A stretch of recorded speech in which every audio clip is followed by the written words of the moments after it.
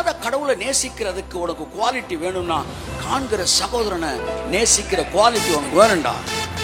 அப்படிதான் காணாத ஏஞ்சல்ஸ் நீ உபசரிக்கன்னு விரும்புறியே, கண்ணில் பார்க்கிற ஏஞ்சலை உனக்கு உபசரிக்க தெரியுதா?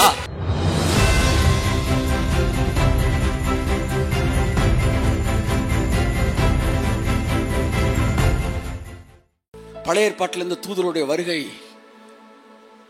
சூப்பர் நேச்சுரலாகவும் இல்லை, நேச்சுரலாகவும் அதிகமாக இல்லை. நான் இன்னைக்கு உங்கள்கிட்ட பேசுகிறேன் visible angels and invisible Angeles.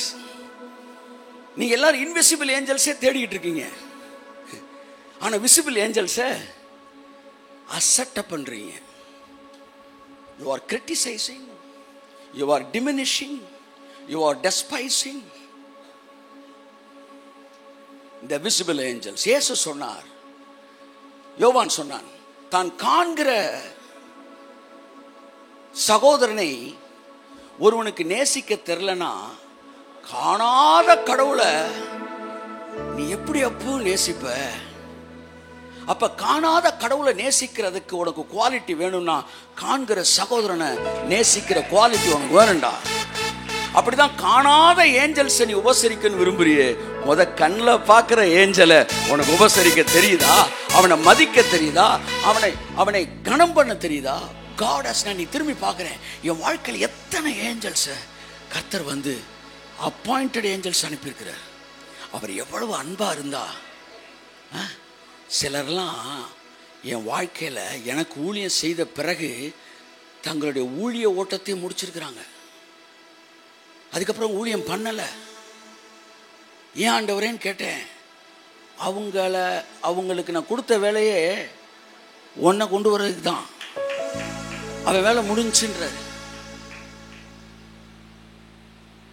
அறியாமல் சொல்லுங்க, தேவ தூதரையும் உபசரித்தவர் உண்டு. அப்ப ஏஞ்சல்னு தெரியாம அப்படின்னா அவன் என்ன நினைச்சுக்கிட்டு இருந்திருக்கிறான் சொல்லுங்க? மனுஷன் நினைச்சுக்கிட்டு இருந்திருக்கிறான். இன்றைக்கு நான் உங்கள்கிட்ட பேசிட்டு இருக்கிறது என்னன்னா, மனுஷன் நினைச்சுக்கிட்டு இருக்கிற ஏஞ்சல்ஸ்.